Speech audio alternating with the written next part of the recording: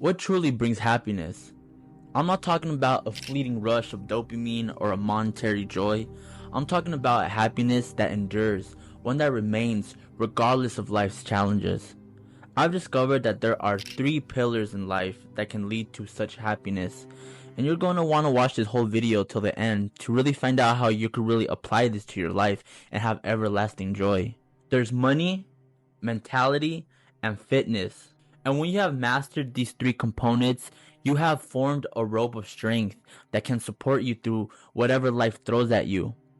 Like a missing strand weakens a rope, lacking one of these elements can alter your happiness and personal growth. And what isn't growing is basically dying.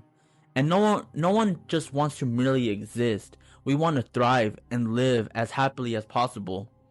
Let's first talk about what everyone's favorite. Debt can quickly become your worst enemy when dealing with finance. Or debt can actually be your best friend, depending on how you use it. There are two kinds of debt: the bad debt and the good debt. Good debt is when you borrow funds and invest and make them work for you, ultimately repaying the debt while retaining more than you initially borrowed. But bad debt can make you a slave and take your freedom and destroy any future opportunities.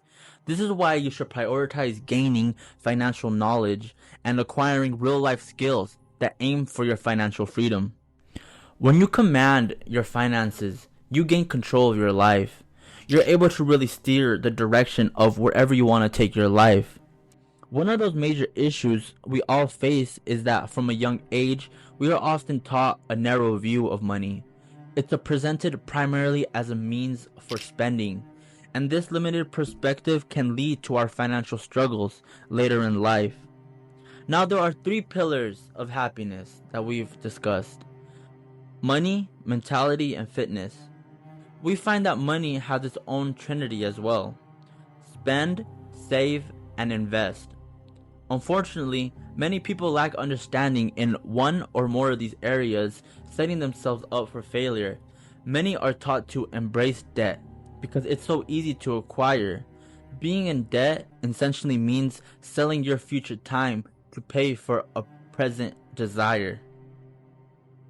It is like selling your soul to the banks, leaving little room for you to save or invest, or you're only left with one option now: to spend. Imagine your finances as a vast reservoir, like a huge pool of water. Now think of money flowing into that reservoir as your income. This flow of money allows you to do things, achieve your goals, and experience life at its fullest. But if you don't manage your money wisely, it's like having holes in your reservoir and you're just left financially thirsty, never actually really having a good prosperous life because you have done nothing but left holes in your reservoir. These leaks represent unnecessary expenses, debt, poor financial decisions. Over time, these leaks can leave you feeling financially thirsty, always struggling to make ends meet. So what is the solution? When you learn to manage your money effectively, you're plugging the leaks. Your flow of money becomes your lifeline, not just for yourself but your family too.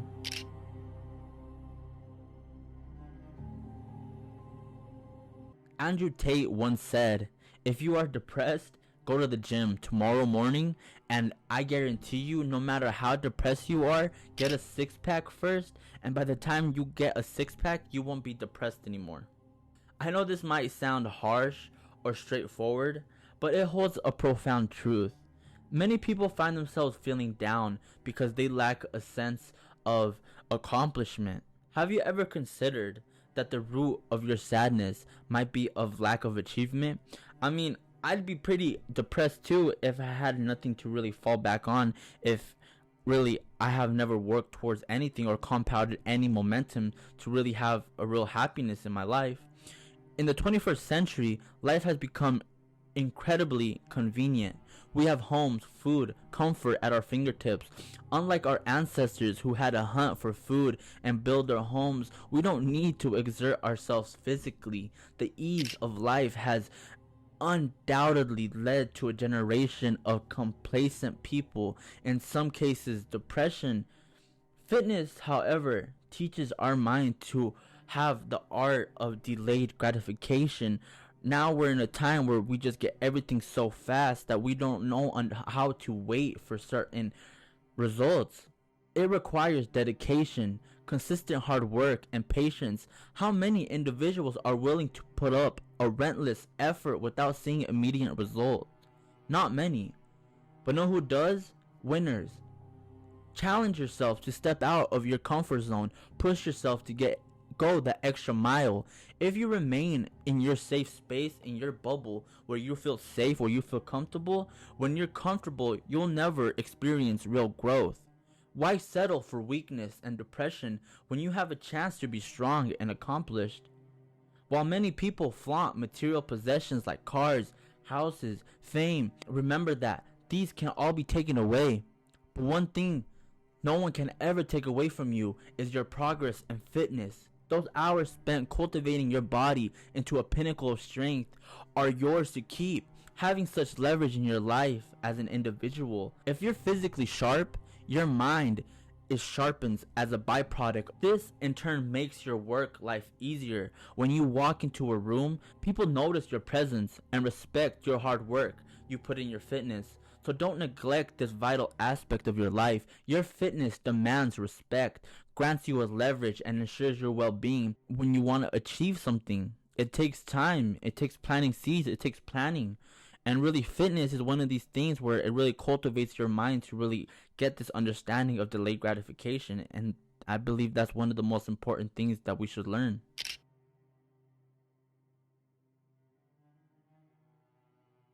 Now, when it comes to getting fit or making money, the path to success is clear.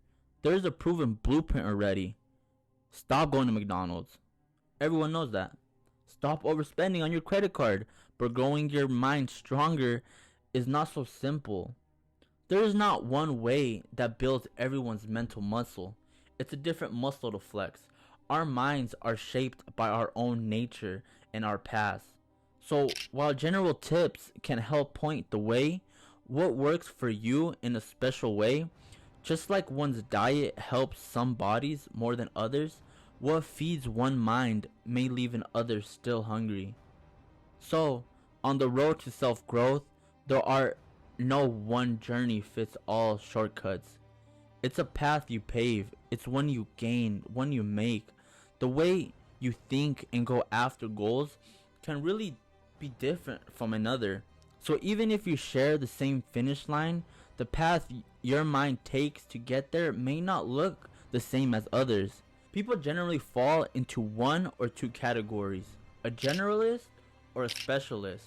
A key difference between a generalist and a specialist is how they make their path.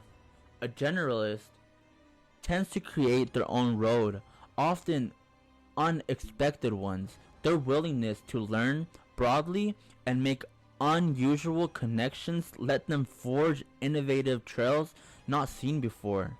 Generalists ask what if and let their curiosity guide them in new directions. In contrast to what generalists are, there are also specialists, which specialists typically follow proven paths to mastery. Instead of trailblazing, they devote themselves fully to a well-worn domain with established rules and practices through intense focus over many years. While generalists ask what if, specialists ask how can I perfect what I already know. Their fulfillment comes from gaining deep experience step by step along a familiar road. I think it's very important to understand our style and learn our weaknesses and turn them into strengths. While both have their positive and negatives, once we accept who we are able to become our best versions of ourselves. The magic of a positive mindset cannot be overstated. Your attitude towards learning can change everything. A positive mindset isn't about always being right. It's about being open and learning from your mistakes.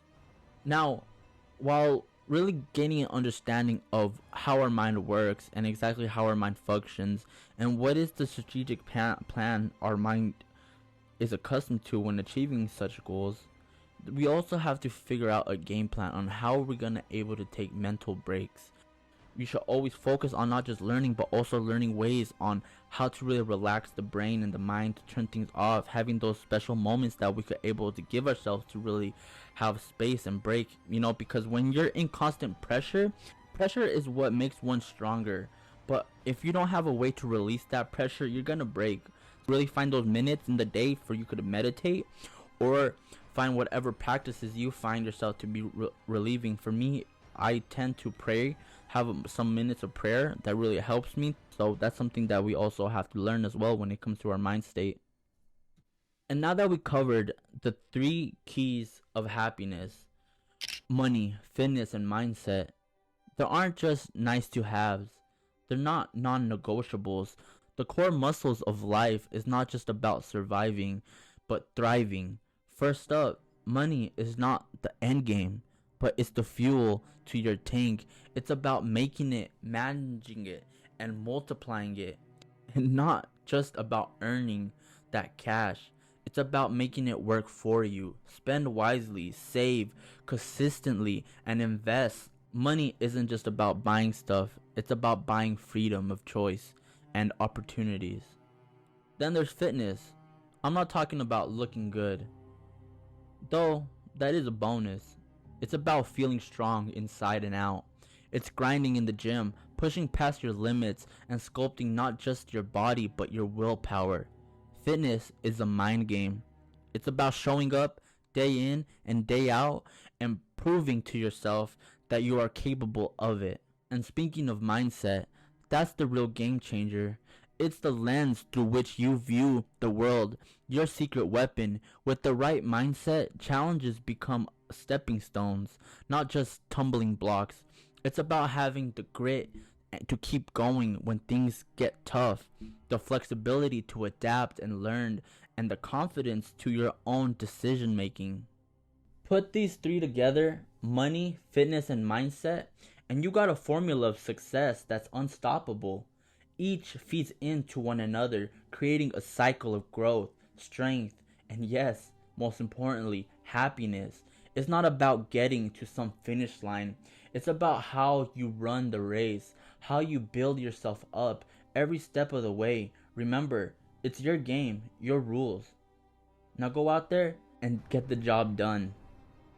If you're an online business owner or an entrepreneur or a marketing agency owner, click the link below. You'll find everything you need there. It's my agency, Ascended Funnels, and we're talking about content that captures, scripts that sell, email that engages, and funnels that convert. Everything you need to dominate your market online, and we got it. So just click the link below. I'm not in the business of transaction, I want transformation. Thus the name Ascended Funnels. So that's it. Subscribe, comment, and hit the link below.